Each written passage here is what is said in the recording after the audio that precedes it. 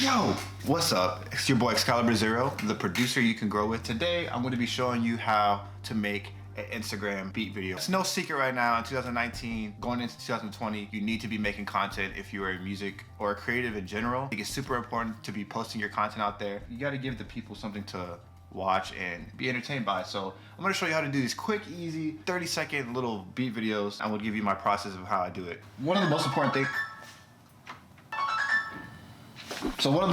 things I think when creating your beat videos is making sure you have something interesting to look at that kind of resembles your brand. If you look at my videos, you can see the consistency as far as I'm always wearing a hat, some type of lights or aesthetically pleasing visuals in the background. Keep it consistent with my style and my creativeness, who I am. So I think it's important to identify what is creative for you, even if it's like a little Spider-Man figurine or Dragon Ball Z or whatever. Have that in your video just to embark some of that personality of yours. Usually people comment if they see a shirt they like. Whatever is creatively focused around you that can be engaging for your audience. Personally, I like to shoot in vertical mode because that's how most phones are shooting nowadays, and that's how most people are looking through their actual feed, is through vertical mode. So when you have a vertical mode video, it's gonna show up longer on their actual phone as opposed to just having a horizontal video and you can just quickly swipe through it. So I think vertical video is your best bet. I'm gonna shoot my beat video right now and then I'm gonna switch over and show you my screen on how I edit it.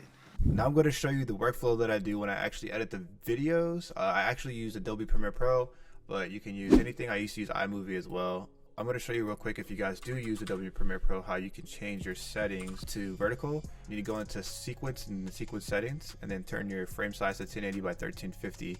Which should give you a 4:5 ratio. The frame will actually be vertical, but you need to change all of your videos and rotate them. So for me, I already know the settings for mine. All my videos pretty much are 50 scale at a 90 rotation. I'm just gonna flip all the videos that I've already recorded. So I like to start in a specific part of the beat. Usually my intros are around like 15 seconds depending on the beat. I don't like to have my intros too long. So I'm gonna find out where I want it to start. So I'm gonna cut a little bit of the audio that I want and start it. And then after that, I'm gonna set my marker. So I want it around 30 seconds. So I'm gonna start out at an out marker around 30 seconds. And now I'll just go through my videos and I can figure out which part of the video that I actually want to use. One thing that's really important when you're making the video is to make sure you keep the audio files, because from the actual phone or your camera, I like to keep the audio file when I'm editing because I like to match up the beat with the audio file. It's way easier and it looks a little bit more cleaner when it's synced. Make sure I keep my audio, and then when the actual video is all edited and aligned the way I want it, I just delete all the audio. For this video, it's kind of easier because I know where the drum drop is, so I'm just gonna match up the drum drop.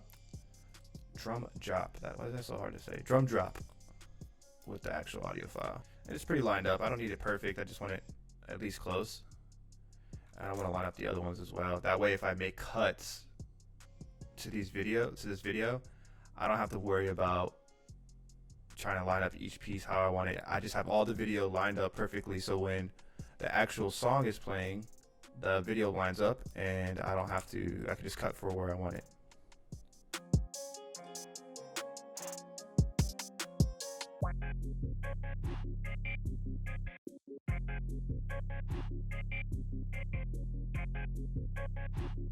Alright, so I have my video all lined up with the beat, and I have the 3 video files on top of each other. So I'm gonna go ahead and line it up and just start cutting where I want the actual video presentation. I don't know if you noticed, but no shot is sat and still for more than 4 seconds usually. Some movies may vary, but if you watch a movie or a video, there's always scenes changing within every 4 seconds. It could be 0 to 4 seconds, you're gonna see the scene change. So every around like 4 seconds or so, I'm gonna make a little cut just by looking at the actual video graph. And you don't have to switch the angle every 4 seconds. You don't have to switch the angle every 4 seconds. I think that if you just have something changing, or there's movement going on, which I'll show you in here in the video, or there's panning or anything like that going on, you just have it switching up. It doesn't need to be a cut every 4 seconds. I just think that if you keep it varying it up, it'll keep it interesting. So we have it edited here. Let's see how it looks back with all the cuts made as far as how I have the video layout.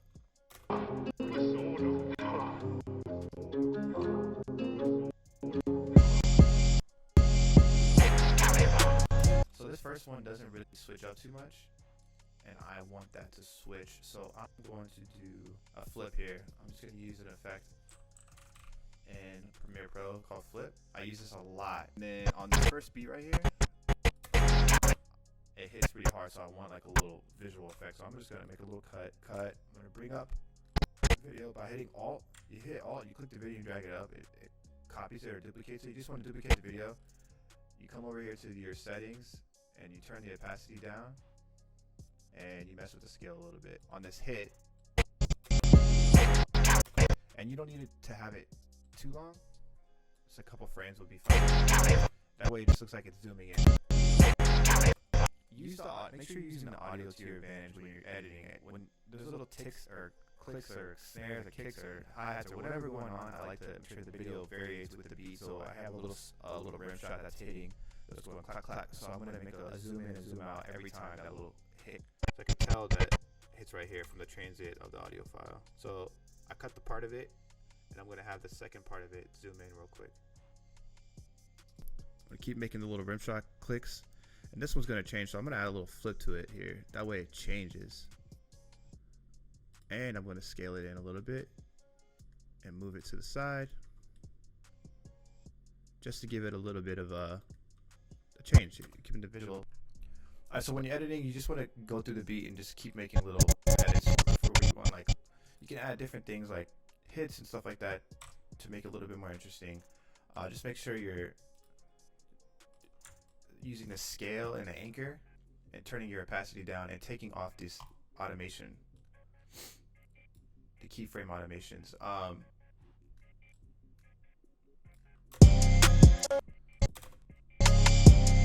So you just use the audio forms, you go through, you make your cuts, you flip where you want it to change.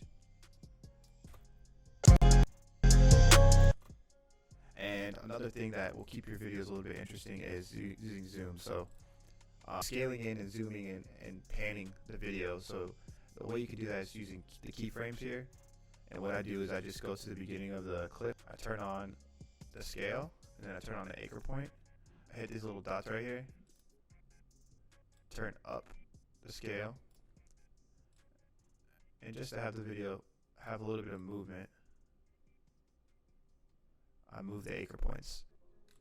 Alright, so now that I have my video edited, like at the end of the video, I like to have like a little marketing tool just to show my site, so, or where they can find the beat.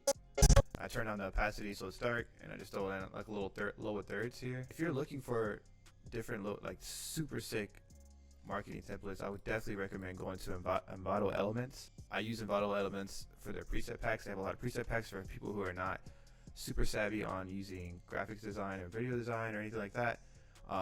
It saves me a lot of time because all these little things are already made and I don't have to sit and take the time to make it myself. Alright, so another trick that I use to make my videos look a little bit cleaner as far as the quality, I put a lumetri color on it, or a LUT, and I already have presets for my LUT, but you can edit them manually, but I like to use a preset. And the way that you can use that, instead of putting it on each individual video, a cool tip is just to go to libraries, and this is if you're using Premiere Pro obviously, and throw on an adjustment layer.